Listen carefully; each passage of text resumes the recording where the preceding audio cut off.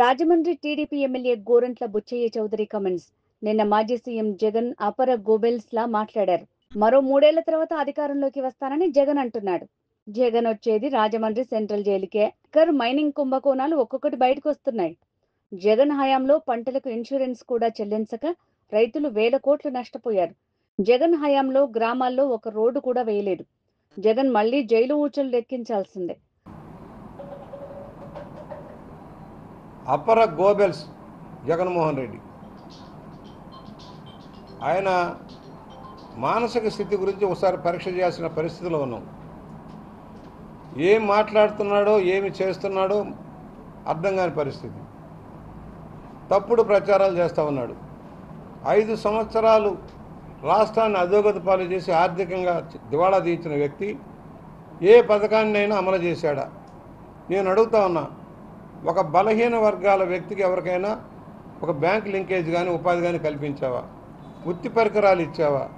గత ప్రభుత్వంలో ఉన్న సైకిళ్ళు కానీ కుట్టు మిషన్లు కానీ కంప్యూటర్లు కానీ సర్వనాశనం చేసి పెట్టేశావు. ఒక కాపులకు ఏమన్నా ఇచ్చావా? ఒక అగ్రవర్ణాల్లో పేదవాళ్ళకి ఏమన్నా సాయం చేశావా?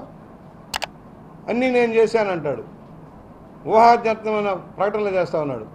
నిన్న మరీ ఎంత పశ్చాబద్ధం అంటే అసెంబ్లీ సాక్షిగా నేను నిలదీశా, అయ్యా నువ్వు ఇన్సూరెన్స్ ఎందుకు కట్టలేదు, క్రాప్ ఇన్సూరెన్స్ ఎందుకు కట్టడం లేదు నేను అడిగితే ఆ పథకం మాకు అక్కర్లేదు, మా సొంత పథకం పెడుతున్నామని.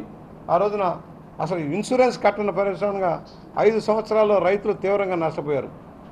వర్షాల్లో కానీ అధిక వర్షాల వల్ల కానీ లేక కరువు వల్ల కానీ పంట నష్టపోతే ఒకళ్ళకి సహాయం అందల, ఒకళ్ళు కూడా మద్దతు ధర ఇవ్వాల. ఇవాళ ఏం చెబుతావు? నేను చేశా. ఏం చేసావు? ఒక రోడ్డు వేసావా? ఒక బ్రిడ్జి కట్టావా? 80,000 కోట్ల రూపాయలు అప్పులు మిగిల్చేండావు. కాంట్రాక్టుల బకాయిలు ఇవాళ ప్రభుత్వం చెల్లిస్తుంది. 30,000 కోట్ల రూపాయలు ప్రభుత్వ ఉద్యోగులకు ఇవ్వాల్సిన బకాయిలు ఇవాళ రాష్ట్ర ప్రభుత్వం విడతల వారీగా చెల్లిస్తూ ఉంది. ఏం మాట్లాడుతావు నువ్వు? అసలు నీకు అవగాహన ఉందా? రాష్ట్రం మీద, ఆర్థిక పరిస్థితి మీద, సంక్షేమం మీద, అభివృద్ధి మీద అవగాహన ఉందా? ఒక ప్రాజెక్టు మీద అవగాహన ఉందా? ఎంతసేపు దోపిడీ దోపిడీ దోపిడీ. ఇవాళ నీ భోగాతాలంతా వెలుగులోకి వస్తున్నాయి ఒక్కొక్కటి. లిక్కర్లో ఎలా సంపాదించావు, ఎలా దోచుకున్నావో, మద్యం మాఫియాని ఎలా పోషించావో వస్తూ ఉంది. భూములు ఎలా కబ్జా చేసావో, ఏ విధంగా చేసావో, అధికార దుర్విని ఎలా చేసావో ఒక్కొక్కటి భోగాతాలు బయటకు వస్తూ ఉన్నాయి. మళ్ళా వస్తా. ఎక్కడికి వస్తావు నువ్వు రావాల్సిన రాజమండ్రి సెంట్రల్ జైలుకి కానీ అధికారానికి కాదు. ఎందుకంటే ఇంత దుర్మార్గంగా రాష్ట్రాన్ని సర్వనాశనం చేసిన వ్యక్తి ఈరోజు ఇంకా నేను వస్తున్నాను కక్ష తీర్చుకుంటాను. ఏంటి కక్ష తీర్చుకునేది? నువ్వు చేసిన పాపాలు పండాయి. నీ పాపం పండింది నేడు, శిక్ష తప్పదు. తాత్కాలికంగా కోర్టుల నుంచి ఉపశమనం పొందవచ్చు, కానీ అది శాశ్వతం కాదు. ఎవరైతే పెట్టరేగి అధికార మదంతో ప్రతిపక్షాన్ని అణగదొక్కడం కోసం, ప్రజాస్వామ్య హక్కులను హరించడం కోసం కృషి చేశారో వాళ్ళందరికీ శిక్ష తప్పదు. బుద్ధి లేని వాగుళ్ళు వాగిన వాళ్ళందరూ కూడా ఇవాళ ఊసలు లెక్క పెడతా ఉన్నారు. రేపు నీకు తప్పదు. నువ్వు చేసిన అరాచకం ఇంత అంతా కాదు. నువ్వు ఒక పిరికి సన్యాసివి. ఎందుకంటున్నానంటే నీ తాడేపల్లి ప్యాలెస్ చుట్టూ నువ్వు కట్టిన కోట ఎలాంటిది? ఎందుకు భయపడుతున్నావు? ప్రజానాయకుడు అయితే, ప్రజల మధ్య తిరిగేవాడు అయితే ఆ ఇనుప కట్టడాలు ఎందుకండి? పేదవాడిని అంటావు. తాడేపల్లి ప్యాలెస్ ఎక్కడిది? ఇడుపులపాయ ప్యాలెస్ ఎక్కడిది? పులివెందుల ప్యాలెస్ ఎక్కడిది? చెన్నైలో ప్యాలెస్ ఎక్కడిది? బెంగళూరులో 42 ఎకరాల ప్యాలెస్లు ఎక్కడవి? ఎక్కడి నుంచి వచ్చినాయి నువ్వు అంత పేదవాడివి అయితే? సొంత బాబాయిని కడతీర్చి నిందలు మోపి శిక్షలను తప్పించుకోవడం కోసం ఏ విధంగా పోలీసు వ్యవస్థను దుర్వినియోగం చేసావో ఇవాళ లెక్కలు వస్తున్నాయి బయటికి. ఇలాంటి దుర్మార్గులు ప్రజా సంక్షేమానికి పనికిరారు, ప్రజా జీవితంలో ఉండటానికి అంతకంటే అర్హులు కాదు. దీన్ని గమనించాలని కోరుతున్నాం. ఎన్డీఏ కూటమి రాష్ట్ర ప్రగతి కట్టుబడి ఉంది. ఇవాళ పోలవరం ప్రాజెక్టుని వేగం చేసి 27 కల్లా కంప్లీట్ చేసే లక్ష్యంలో ముందుకు సాగుతూ ఉంది కేంద్ర సహకారంతో. అమరావతి పనులు పట్టాలెక్కాయి. ఇవాళ రాజధాని నిర్మాణం, ఓఆర్ఆర్ కానీ అన్నిటికీ కూడా కేంద్రం సానుకూలంగా వచ్చింది. ఎయిర్పోర్ట్లు వస్తూ ఉన్నాయి, కొత్త ఎయిర్పోర్ట్లు వస్తూ ఉన్నాయి, కొత్త సీ పోర్ట్లు వస్తూ ఉన్నాయి. అభివృద్ధిలో దూసుకుపోయేదానికి అవకాశాలు వస్తూ ఉన్నాయి. పెట్టుబడిదారులు ముందుకు వస్తూ ఉన్నారు. కానీ ఒక సందేహం ఉంది వాళ్ళకి, మళ్ళీ ఈ దుర్మార్గుడు వస్తానంటున్నాడని భయపడుతున్నారు. మేము హామీ ఇస్తున్నాం, ఇలాంటి దుర్మార్గుడు రాబోడు రానివ్వరు ప్రజలు అనేది మనం చేస్తూ ఉన్నాం. ఇవాళ ఎన్నెన్నో అబద్ధాలు గోబెల్స్ ప్రచారం రోజు. అసెంబ్లీకి ఎందుకు రాలేదు నువ్వు? నీకంత మొనగాడివైతే అసెంబ్లీకి ఎందుకు రాలేదు? ప్రశ్నించవచ్చు కదా ప్రభుత్వాన్ని. ఒక్కరోజు వచ్చావు, సంతకం పెట్టావు, పారిపోయావు. మమ్మల్ని ఏమో 5 ఏళ్ళు మాట్లాడేలా, మైకులు ఇవ్వాల, బయటకు గెంటావు.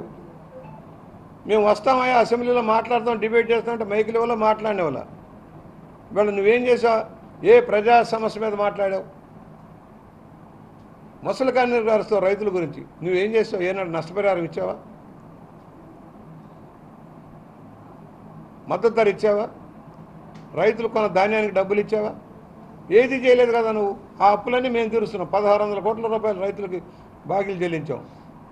ఇవాళ కాంట్రాక్టుల బిల్లులు చెల్లిస్తున్నాం, ఎన్ఆర్ఐఎస్ బాకీలు చెల్లిస్తున్నాం. ఒక రోడ్డు వేసావా? ఒక్క రోడ్డు, ఒక గ్రామంలో ఒక చిన్న రోడ్డు వేసావా? 15th ఫైనాన్స్ నిధులన్నీ లాక్కుపోయావు. పంచాయతీని మున్సిపాలిటీ దివాళా తీయించావు. కేంద్ర ప్రభుత్వ పథకాలు 92 పథకాలు దారి మళ్లించావు. ఎంఎన్ఆర్జీ బ్రహ్మాండమైన పథకాన్ని నీరు గార్చేసావు. ప్రాథమిక అవసరాలు తీర్చే పథకాలు ప్రాజెక్టులన్నీ గండి కొట్టావు. నాడు నేడులో దోపిడీ చేసావు. స్కూల్స్లోను హాస్పిటల్లో నాడు నేడు పేరుతో తెచ్చిన అప్పులన్నీ తినేసావు. ఏమని నీకు మళ్ళా అధికారం ఇస్తారయ్యా? ఎందుకు ఇవ్వాలి? ఇలాంటి దుర్మార్గపు ఆలోచనలో ఉన్న నాయకులు మనకు రాష్ట్రానికి పనికిరారు. భాషకి గ్రహణం పట్టించావు. కళలు లేవు, క్రీడలు లేవు. ఆడుదాం ఆంధ్ర దోపిడీ కేంద్రం. ఏదైనా ఒక కార్యక్రమం చేస్తే దోపిడీ.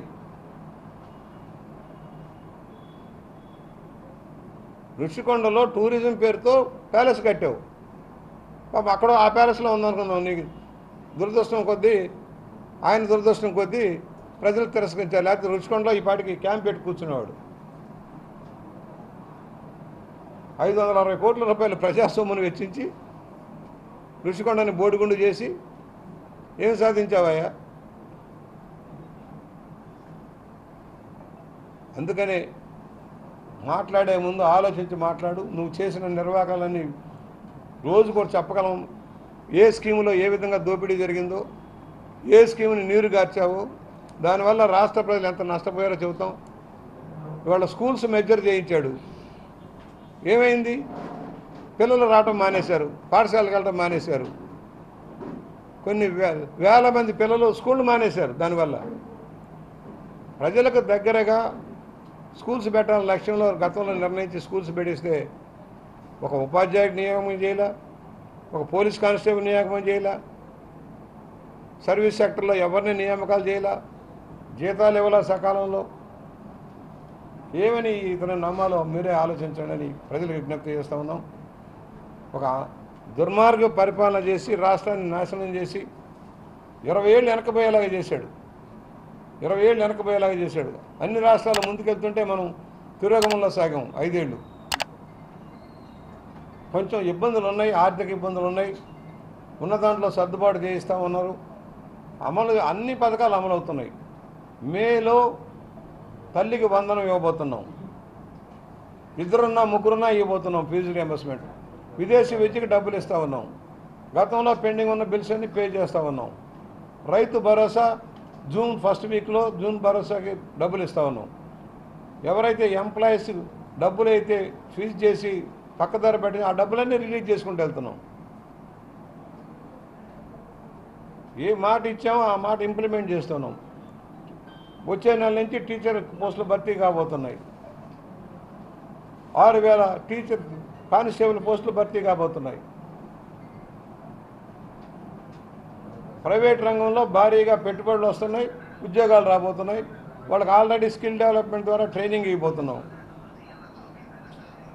అందువల్ల ఈ ప్రభుత్వం పనిచేసే ప్రభుత్వం. మంచి రోజులు వచ్చాయి, మంచి ప్రభుత్వం వచ్చింది, మంచే జరుగుతుంది రాష్ట్రానికి. అన్ని వర్గాలకి, అన్ని ప్రాంతాలకు సమన్వయం జరగబోతుంది. ఉత్తరాంధ్ర దగ్గర నుంచి, రాయలసీమ దగ్గర నుంచి, కోస్తాంధ్ర దగ్గర నుంచి అన్ని ప్రాంతాలకు సమన్వయం జరిగేలాగా సమాభివృద్ధి జరిగేలాగా కార్యాచరణతో విజన్ 47 డాక్యుమెంట్ తయారైంది. డాక్యుమెంట్లో ఏ ఏ రంగాల్లో ఎక్కడ అవకాశాలు ఉన్నాయి, ఏ విధంగా అభివృద్ధి చేయాలన్న లక్ష్యంలో మనం ముందుకెళ్ళబోతున్నాం. దానికి ప్రజల సహకారం కావాలి, మీ సూచనలు కావాలి, సలహాలు కావాలి. ఇవాళ క్రెడాయ్ సోదరులు కలిశారు, వాళ్ళు చెబుతున్నారు చాలా మంచి మార్పులు తెచ్చారండి, నిర్మాణ రంగం మళ్ళీ మొదలవబోతుంది, దానివల్ల చాలామందికి ఉపాధి లభిస్తుందని చెప్తా ఉన్నారు. ప్రభుత్వం ప్రజల కోసం ఆలోచించి నిర్ణయాలు చేస్తుంది. ఈజీ యాప్స్ ద్వారా పని అయిపోతుంది. ఆఫీసులకు వెళ్లకుండానే ఆన్లైన్లో పని అయిపోయే విధానం తెచ్చింది ప్రభుత్వం. ఇంకా దాన్ని ఇంప్రూవ్మెంట్ చేస్తున్నాం. అన్ని వర్గాల సర్టిఫికేట్ కావాలంటే ఆఫీసుల చుట్టూ తిరగాల్సిన అవసరం లేకుండా సర్టిఫికేట్ డౌన్లోడ్ చేసుకునే పరిస్థితి తెస్తూ ఉంది ప్రభుత్వం. అధునాతన టెక్నాలజీని వాడుకుంటుంది రాష్ట్ర ప్రభుత్వం. పేపర్లెస్ ఆఫీసుల చుట్టూ తిరగాల్సిన అవసరం లేకుండా కార్యాచరణతో ముందుకు సాగుతుందని సవనీయంగా మనవి చేస్తూ, ఈ రోజున ముఖ్యమంత్రి గారు, పవన్ కళ్యాణ్ గారు, లోకేష్ గారు కలిసి ఒక విధానంలో ముందుకు సాగుతున్నారు. మోడీ గారు సహకారం తీసుకుంటున్నారు. ఢిల్లీ వెళ్ళేది బెయిల్ కోసం కాదు. జైలు పక్షి బెయిల్ కోసం వెళ్ళేవాడు చంద్రబాబు గారు రాష్ట్ర అభివృద్ధి కోసం వెళ్తూ ఉన్నాడు. వెళ్ళిన ప్రతిసారి ప్రధానమంత్రి గారిని, మంత్రులను అందరినీ కలిసి నిధులు సమీకరించడం కోసం, ప్రాజెక్టుల క్లియరెన్స్ కోసం కృషి చేస్తూ ఉన్నారు. ఇవాళ స్టీల్ ప్లాంట్ని ఆపగలిగాం. స్టీల్ ప్లాంట్ ప్రైవేటీకరణ కాకుండా దాన్ని మళ్ళా అభివృద్ధి పందాలు నడిపేదానికి కార్యాచరణతో ముందుకు వచ్చింది. రైల్వే జోన్ వచ్చింది. స్టీల్ ప్లాంట్లు వస్తూ ఉన్నాయి, 2 స్టీల్ ప్లాంట్లు అదనంగా వస్తున్నాయి.